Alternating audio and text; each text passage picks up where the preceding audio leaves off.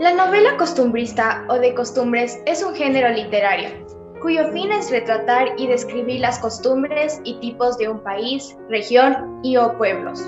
La Asociación de Escritoras Contemporáneas del Ecuador, Matriz Chimborazo, trabaja desde casa y se complace en presentar el 18º panel cultural, hablando de poesía. Y hoy presentamos el tema, la novela costumbrista. La novela costumbrista se desarrolló en dos tendencias, asociadas al criollismo y al anticriollismo. Así, en México o en Colombia, donde el costumbrismo se inserta también en el campo de otras novelas, no específicamente costumbristas.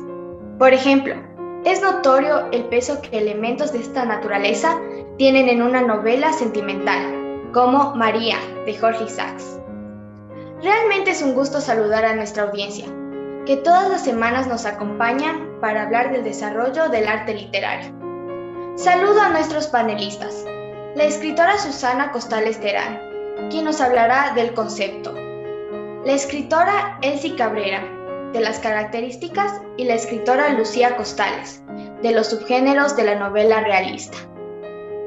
Por favor, recuerden que durante el programa pueden formular sus preguntas al móvil 098 42 32 370. Mi nombre es Nicole Aldaz, colaboradora de la Asociación de Escritoras y moderadora de este panel de cultura. Se conoce como costumbrismo a un movimiento artístico cuya finalidad es expresar las costumbres y usos de una sociedad determinada. Se llama cuadro de costumbres a las obras que retratan una escena determinada o típica, aunque también el costumbrismo puede describir una escena con humor o sarcasmo, y en tal caso se trata de un artículo de costumbres. Voy en este momento a indicar las características del costumbrismo. El costumbrismo puede mostrar cómo vivía una determinada sociedad al retratar los detalles de la época y de generar en el receptor la sensación de estar inmerso en dicha escena costumbrista. Ahora vamos con el primero. Nacimiento. Don Quijote es una obra costumbrista del siglo de oro.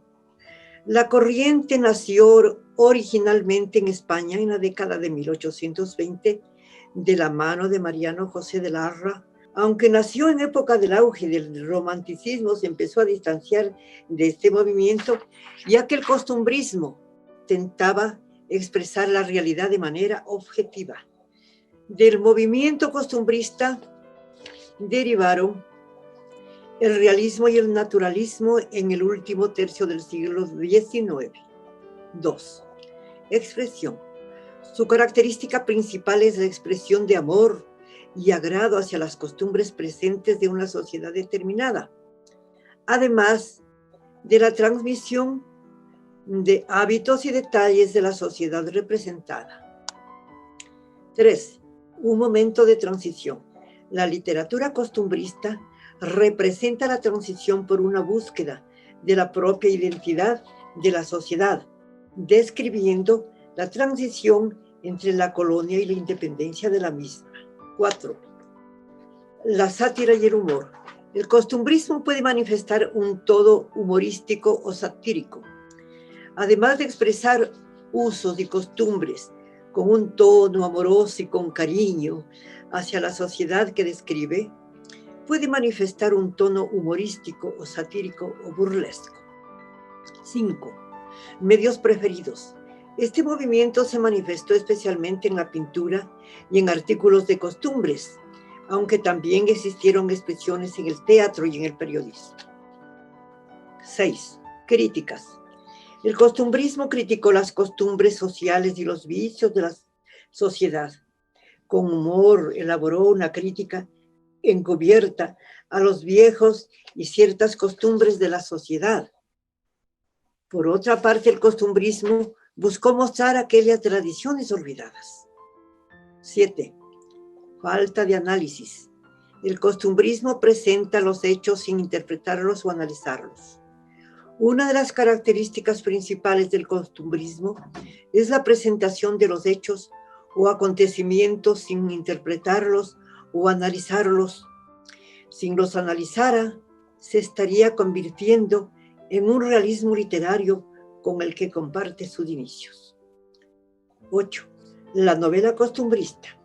Ciertos autores han denominado novela costumbrista al periodo decimonómico español, con obras de José María de Pereda, Fernán Caballero, Juan Varela, Armando Palacios Valdés en el siglo XIX. Ya en el siglo XX se considera costumbristas a las novelas de Alejandro Pérez Lujín y Pedro de Rápide. 9. El costumbrismo en América. Ricardo Palma fue uno de los autores más destacados del costumbrismo. Así como el movimiento costumbrista surgió y representó todo un pensamiento de crítica en tono satírico u humorístico en España. También lo hizo en América a mediados del siglo XIX, donde representó el nacionalismo y el regionalismo de la clase criolla culta. Sus autores más destacados fueron José María Vergara, Ricardo Palma, Rafael María Baraz, Juan Vicente González, José Joaquín Vallejo, José Milla y Vidaurre. 10. El folclore. El costumbrismo representa el folclore, lo característico, las costumbres y los hábitos de una sociedad determinada. Además, intenta expresar y respetar una cultura colonial con el fin de que, tras la revolución y la posterior independencia de las sociedades, particularmente las de Latinoamérica, se pudiera rescatar y transmitir a las generaciones posteriores las prácticas o rutinas de las sociedades y hacerlas trascender en el tiempo. Otros temas expresados en el costumbrismo literario son el éxodo del campo a la ciudad como resultado de la Revolución Francesa y el surgimiento de la clase burguesa. Muchas gracias.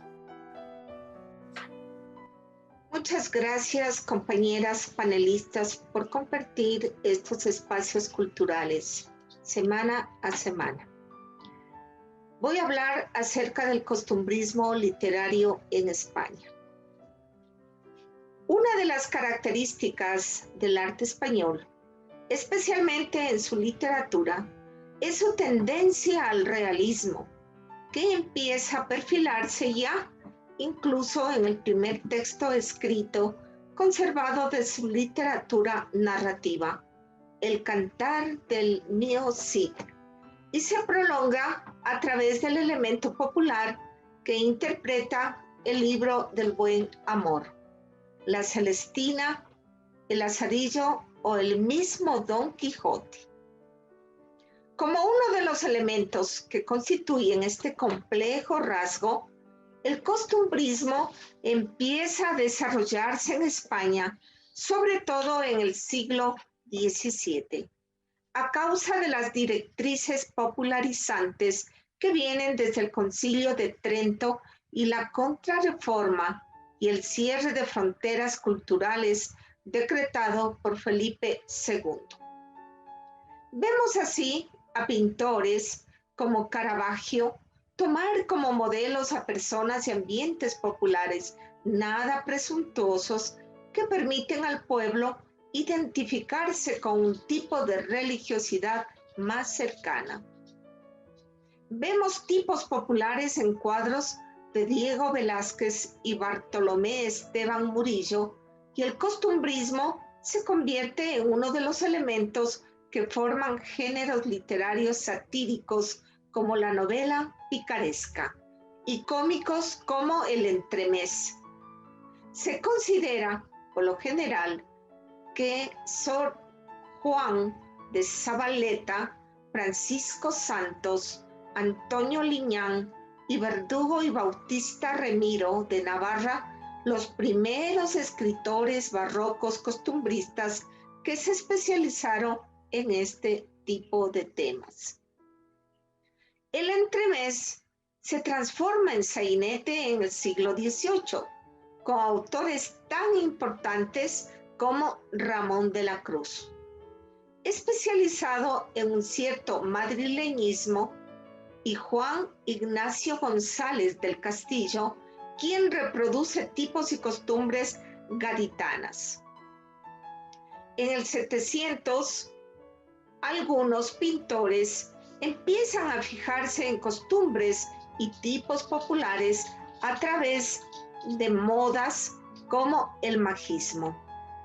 Y Francisco de Goya, en sus cartones para tapices o en sus grabados sobre tauromaquia, y la familia Becker, con sus escenas populares sevillanas, llegan a crear toda una escuela de pintura consagrada a las costumbres andaluzas, formada por José Domínguez Becker en 1805 hasta 1841, padre del famoso poeta y del pintor Valeriano Becker, cuyo primo fue también pintor costumbrista, Joaquín Domínguez Becker, en 1817 hasta 1879.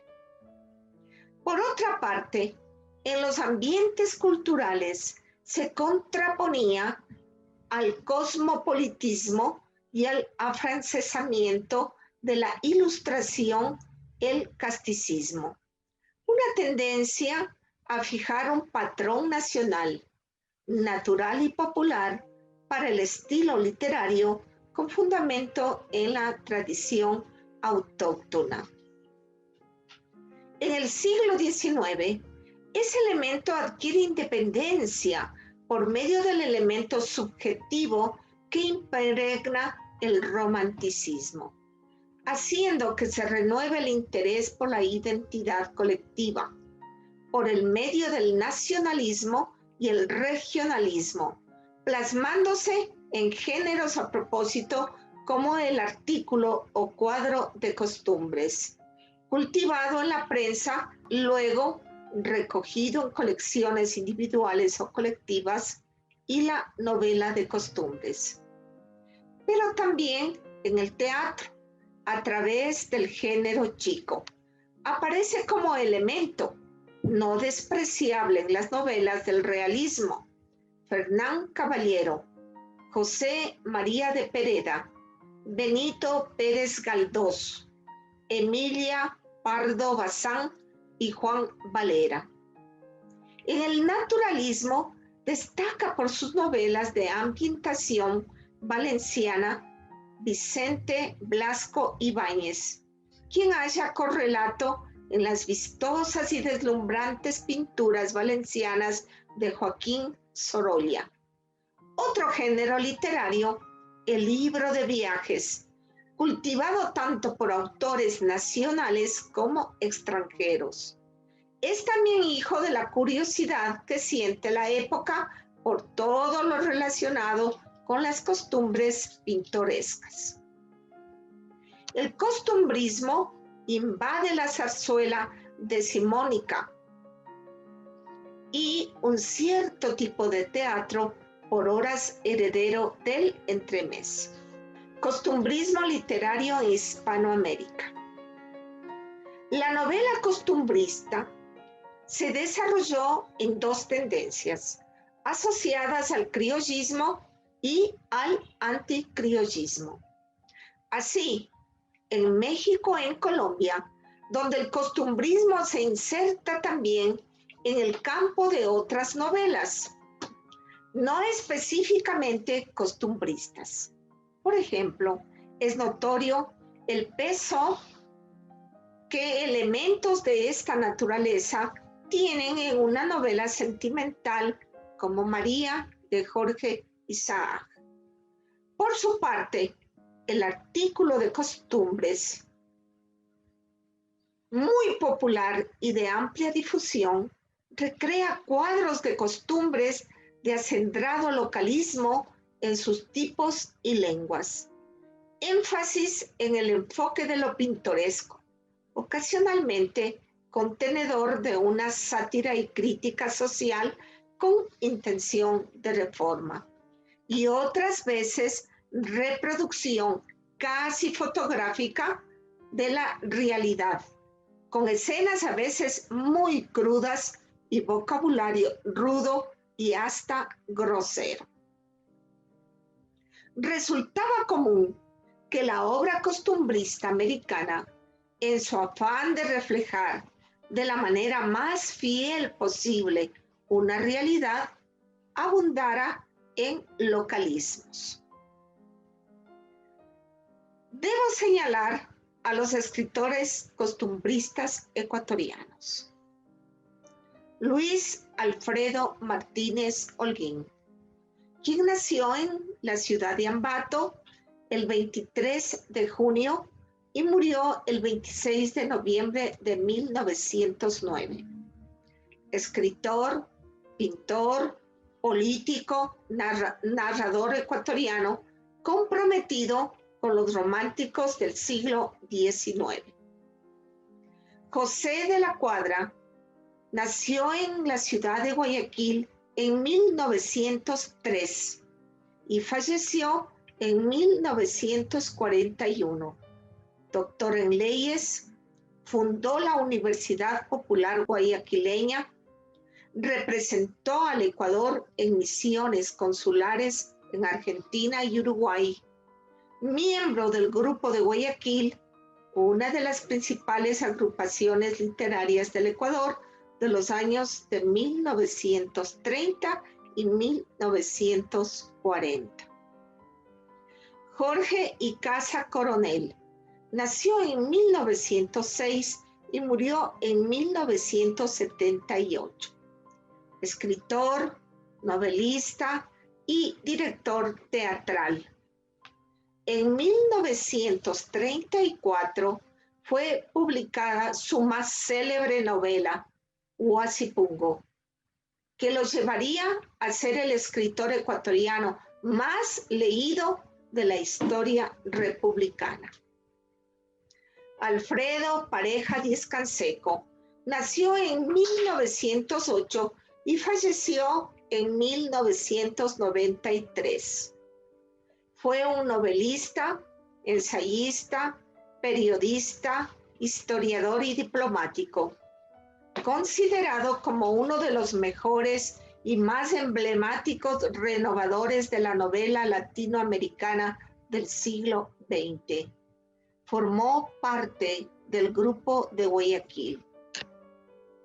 Demetrio Aguilera Malta nació en 1909 y murió en 1981 en México.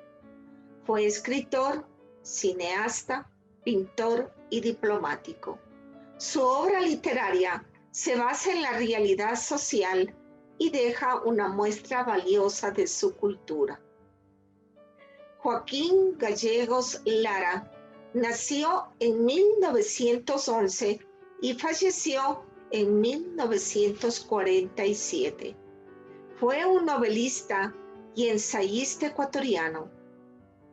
Inválido de nacimiento, un gran amigo de él lo cargaba en sus hombros de un lugar a otro, pues Gallegos Lara fue un militante del Partido Comunista y recorrió el Ecuador animando a los obreros y campesinos en la lucha por sus derechos.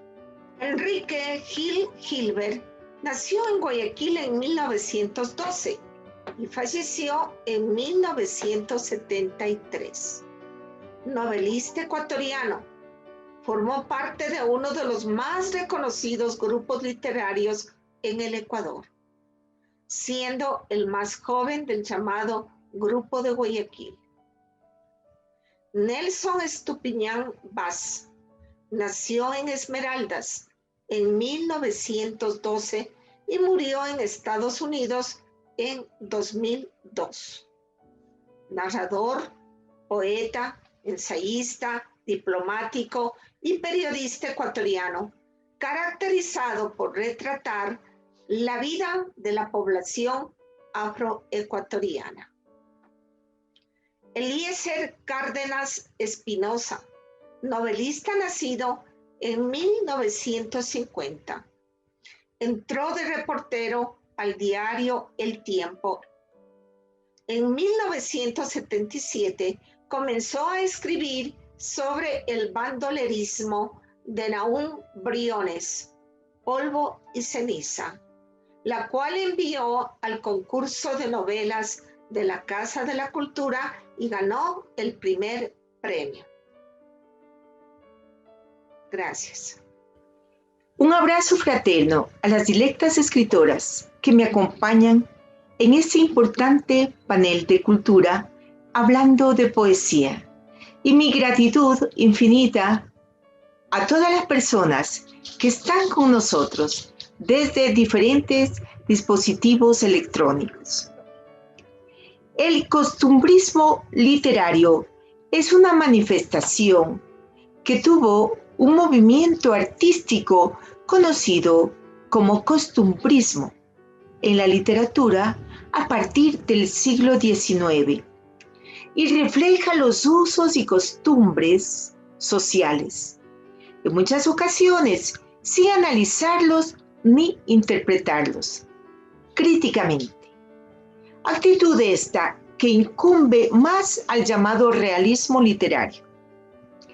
En su vertiente más popular y menos intelectual, queda limitado a la descripción de lo más aparente y colorista de la vida cotidiana, presente en la prosa y, en menor medida, en el verso. Tuvo su máxima expresión en la novela de costumbres y en el género menor denominado cuadro de costumbres. En el teatro, por su parte, generó la comedia de costumbres y el sainete, como continuación del entremés. Afirmado como género menor en la literatura española e inglesa decimonónica, a lo largo de la historia de la literatura, pueden apreciarse diversos precedentes en el tratamiento de temas tradicionales.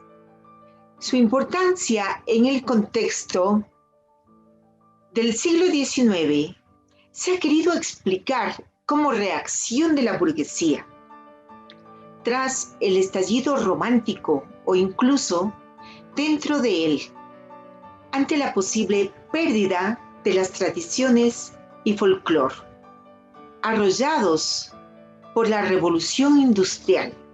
Sin embargo, fue el progreso generado por esa revolución el que impulsaría al género costumbrista, como explica uno de los más lúcidos representantes. No hubiera, pues, llegado nunca el género a entronizarse si no ayudado del gran movimiento literario que la perfección de las artes traía consigo. Tales producciones no hubieran tenido oportunidad ni verdad, no contando con el auxilio de la rapidez de la publicación. Los periódicos fueron, pues, los que dieron la mano a los escritores de estos ligeros cuadros de costumbres, cuyo mérito principal debía de consistir en la gracia del estilo. Esto lo dijo Mariano José de Larra. Larra sitúa el origen de la moderna literatura de costumbres en Inglaterra, a partir de El Espectador de Addison. Otra punta de lanza del costumbrismo literario fue la nueva posibilidad de viajar, pasión romántica que generó el modelo literario descriptivo de los libros de viajes, más preocupado muchas veces por lo pintoresco y lo tópico, por la simple impresión o emoción, que por el análisis crítico o el estudio etnográfico. Los cuadros de costumbres, llamados también artículos de costumbres, son bocetos cortos en los que se pintan costumbres, usos, hábitos, tipos característicos o representativos de la sociedad, paisaje, diversiones y hasta animales, unas veces con el ánimo de divertir y otras con marcada intención de crítica. Entre las colecciones más importantes de este tipo de novela costumbrista están el álbum del bello sexo o las mujeres pintadas por sí mismas, los cubanos pintados por sí mismos, los mexicanos pintados por sí mismos, los valencianos pintados por sí mismos, las españolas pintadas por los españoles, las mujeres españolas, portuguesas y americanas, etc. Preciso compartir la novela Guasipungo del escritor ecuatoriano Jorge Icaza Coronel.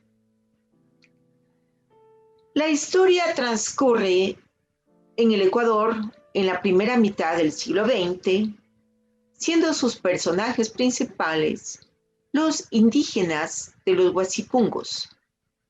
Guasipungos son pedazos de tierra del terreno inservible, los cuales eran dados por los patrones a sus trabajadores. Esta es una de las obras más representativas de la literatura que enfatizaba un realismo brutal. Don Alfonso Pereira es dueño de la hacienda Cuchitambo en la ficticia localidad de Tomachi, a la cual no suele dirigirse, pues prefería vivir en la ciudad con su esposa e hija y tener una vida cómoda. Presionado por las deudas y sus acreedores, entre ellos su tío Julio Pereira, quien le propone un negocio y este decide ir a la hacienda, a trabajar la tierra, organizar todo para la explotación de petróleo y ambientar el pueblo para la expropiación de petróleo. Esta propuesta fue de un conocido de su tío, el gringo Mr. Chapi, quien intuía que en la tierra de Alfonso Pereira había petróleo. Alfonso tuvo que aceptar el negocio para así salvar las deudas de dinero y salvar el honor de su familia, ya que su hija, su única hija, Lolita, estaba embarazada de un cholo. Al llegar a la hacienda, presionado por su tío Alfonso, comienza a maltratar a los indígenas. Los explota, los esclaviza, los deja sin alimento y los despoja de los guasipungos sin tener ninguna compasión. Además, engaña a todo el pueblo diciéndoles que él va a traer el progreso a Cuchitambo, cuando en realidad solo realiza la carrera para sus propios fines. Los terratenientes, los jefes políticos y el cura mandaban en aquel pequeño caserío, que ponía toda su fe en la religión y todo su amor a su trabajo, aunque le tocara sacrificar su propia vida y la de su familia con tal de que su Dios estuviera feliz.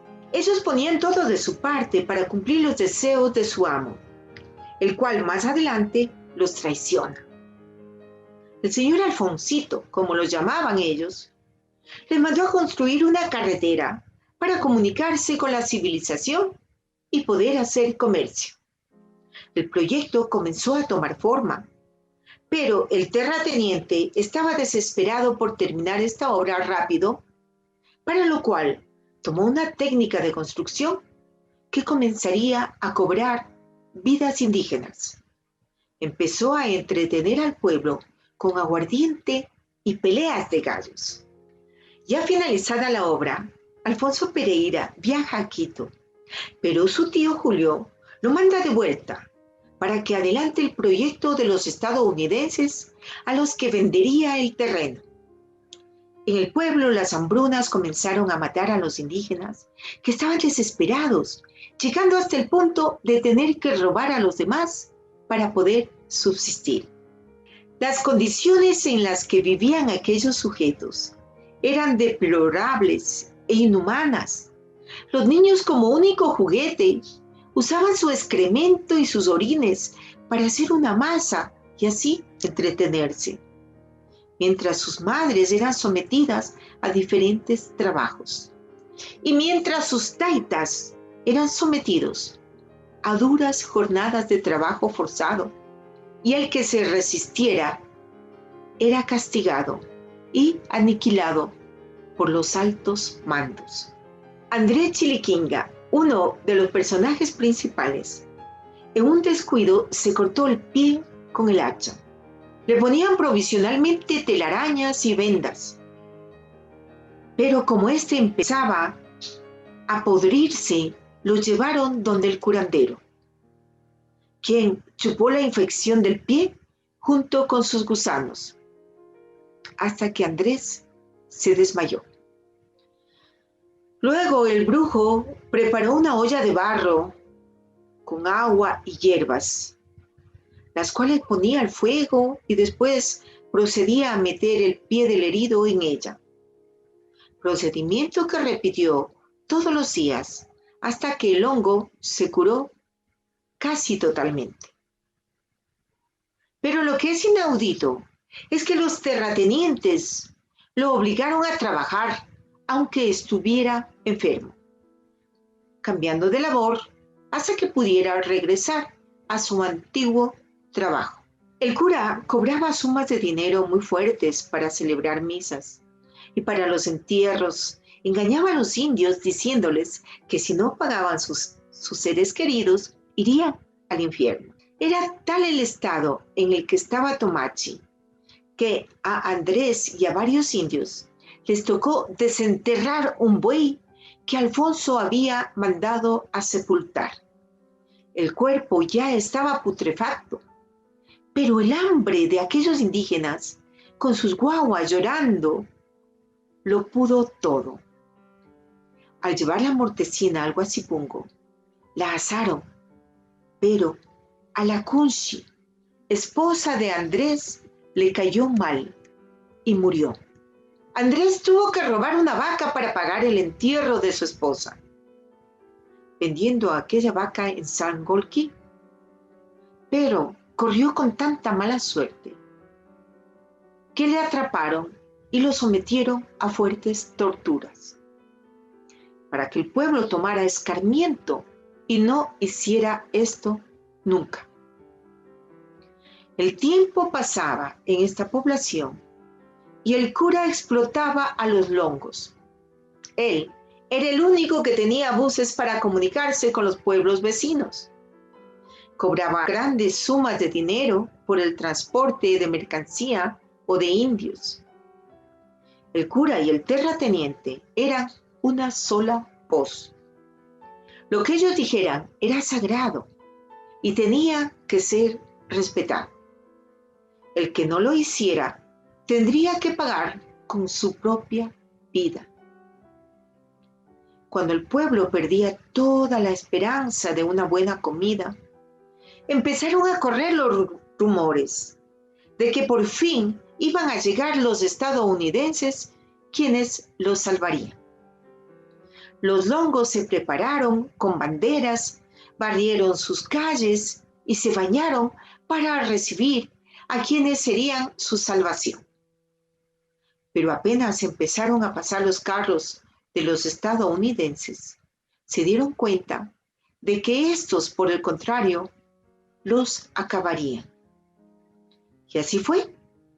Se reunieron con Alfonso Pereira para hacer la entrega oficial del territorio y empezaron a ordenar la limpieza de los guasipungos para probar suerte en la montaña.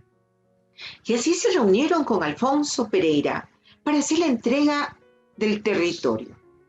Y empezaron a ordenar la limpieza de los guasipungos para que ellos puedan construir sus casas lujosas. Los runas no estaban dispuestos a abandonar sus guasipungos para probar suerte en la montaña. Y cuando menos pensaron, los indios estaban en rebelión y mataron a 5 hombres de la burguesía. Inmediatamente pidieron refuerzos a la ciudad de Quito. Los soldados llegaron con sofisticadas armas y comenzaron a matar a todos los indios que se rebelaban, asesinando mujeres, hombres y niños. Empezaron a quemar la casa de Andrés Chiliquinga con algunos refugiados. Los indios salieron de la casa asfixiados por el humo y entre ellos Andrés Chiliquinga con su hijo pequeño. Las últimas palabras que se escucharon de él fueron Ñucanchic Huasipungo, que significa nuestro Huasipungo. Hasta que lo lograron. Los pantanos y las calles ya estaban manchadas de sangre indígena que algún día les sirvió y que nunca pensaron en defraudarlos. Siempre fieles hasta que sus vidas corrieron peligro. El parentesco de costumbrismo y novela, desde sus orígenes en el siglo XVIII, se establece en forma de relación intertextual. También entre costumbrismo y teatro. A partir de entonces, en el fondo de toda novela realista, encontramos el costumbrismo como referencia implícita. Es como si en el texto novelesco siempre hubiera la cita de un texto costumbrista. Por eso hemos dicho antes que no se trata de una relación de causa y efecto, sino de una connomitancia textual. La señorita Mariela Gutiérrez le pregunta a la escritora Susana Costales, ¿qué tan antiguo es el costumbrismo como novela? Muchas gracias por la pregunta. Efectivamente, la novela costumbrista nace a finales del siglo XVII y el siglo XVIII. La señora Jane Guevara le pregunta a la escritora Elsa Cabrera, ¿narrar los hábitos de una familia pueden ser las características de la novela costumbrista? Yo creo que sí, se puede hacer porque como se tiene cada persona hábitos, tiene pues otras maneras de hablar, de escribir. Yo creo que sí podríamos hacer estas costumbres, porque el costumbre pues es un hábito y ahí estamos nosotros para poder hacer ese asunto. El señor Fernando López le pregunta a la escritora Lucía Costales, ¿puede mencionar las novelas costumbristas ecuatorianas?